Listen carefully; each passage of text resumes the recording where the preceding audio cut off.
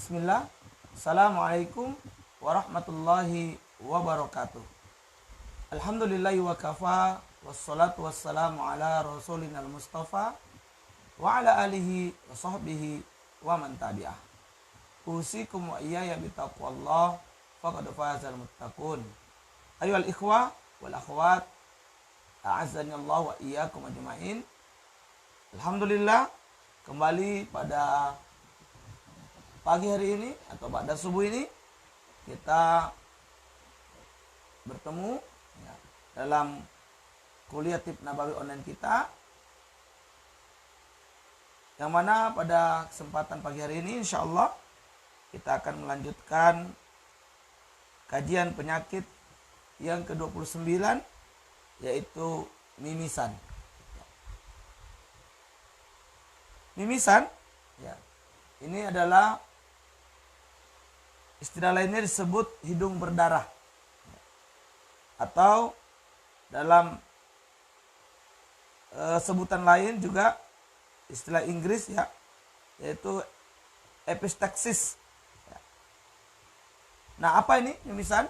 Ya, secara definisi, mimisan adalah satu keadaan pendarahan dari hidung yang keluar melalui lubang hidung.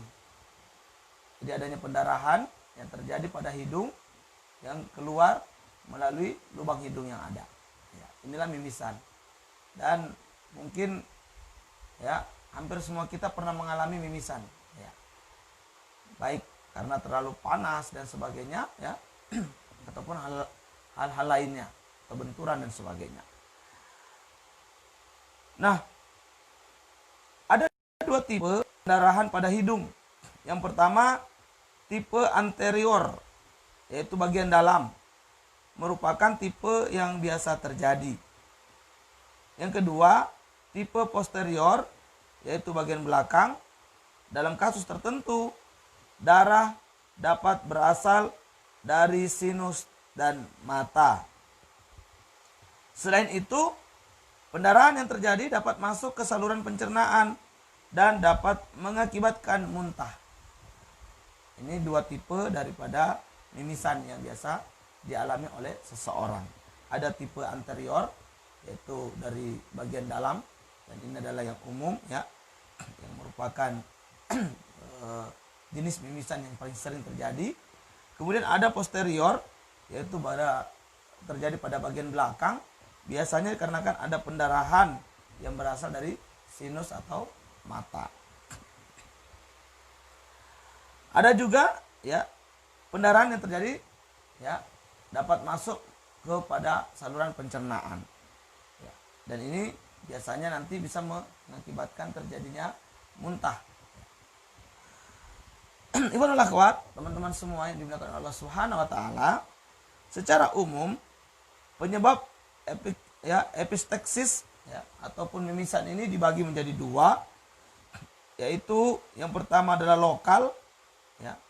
Penyebabnya terutama trauma, sering karena kecelakaan lalu lintas, olahraga seperti karena pukulan pada hidung yang disertai patah tulang hidung, mengorek hidung yang terlalu keras sehingga luka pada mukosa hidung, adanya tumor di hidung, ada benda asing, sesuatu yang masuk ke hidung, biasanya pada anak-anak, dan infeksi atau peradangan hidung, dan sinus, rinitis, dan sinusitis.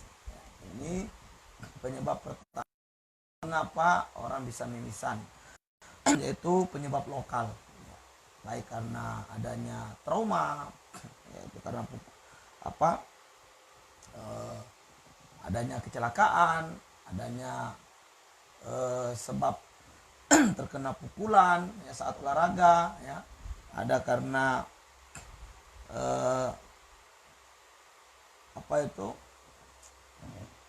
korekan pada hidung yang terlalu keras ya, sehingga merusak mukosa hidung ya, melukai mukosa ya. Kemudian adanya benda yang masuk ya, ini biasanya terjadi pada anak-anak ya, maupun karena peradangan ya, peradangan hidung akibat sinus ya. Yang kedua yaitu sistemik ya. mimisan yang sistemik. Kenapa bisa terjadi? Ya. Mimisan sistemik ini adalah penyakit yang tidak hanya terbatas pada hidung. Yang sering menyebabkan mimisan adalah hipertensi. Jadi bukan mimisan biasa dia, tetapi mimisan yang terjadi karena adanya hipertensi. Nah, infeksi sistemik ini seperti penyakit demam berdarah, demam kuning, atau cikungunya ya, kelainan darah seperti hemofilia, autoimun trombositifinik, purpura, dan leukemia. Nah, ini diantara penyebab terjadinya mimisan sistemik. Ya, adanya ya penyakit lain ya, yang bukan hanya terbatas pada hidung, tetapi misalnya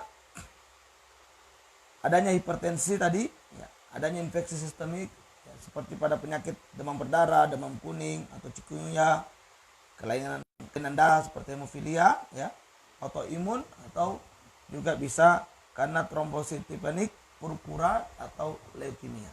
Ya, ini semua bisa menyebabkan terjadinya mimisan sistemik. Aliran darah akan berhenti setelah darah berhasil dibekukan dalam proses pembekuan darah. Sebuah opini medis mengatakan bahwa ketika pendarahan terjadi, lebih baik jika posisi kepala dimiringkan ke depan, posisi duduk, untuk mengalirkan darah dan mencegahnya masuk ke kerongkongan dan lambung. Ya. Jadi jika terjadi mimisan, hendaknya kita ambil posisi kepala dimiringkan ke depan, ya, agar tidak tertelan, darahnya itu tidak masuk ke kerongkongan ataupun ke lambung. Maka kita ambil posisi miring ke depan seperti ini agar aliran darah tetap ya hanya keluar melalui lubang hidung, tidak sampai masuk ke tenggorokan ataupun. Selama pemencetan sebaiknya misalnya menghadapi mimisan seperti ini yang pertama jangan panik. Ya, ini yang pertama. Jangan panik dulu. Tenang ya. Kemudian ya, lakukan tindakan-tindakan pertolongan pertama yang Anda ketahui.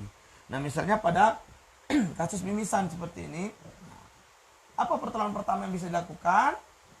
Lakukan pengencetan pada area depan hidung seperti ini. Ya, dengan posisi tadi hidung kepala agak merunduk ke depan, ya, untuk mencegah darah masuk kerongkongan. Dipencetlah seperti ini selama kurang lebih 3 menit dan pasien disuruh bernapas dari mulut. Ya, maka insya Allah dengan pemencetan seperti ini selama 3 menit, ya, maka darah akan berhenti. Darah mimisan itu akan stop mengalir dari hidung.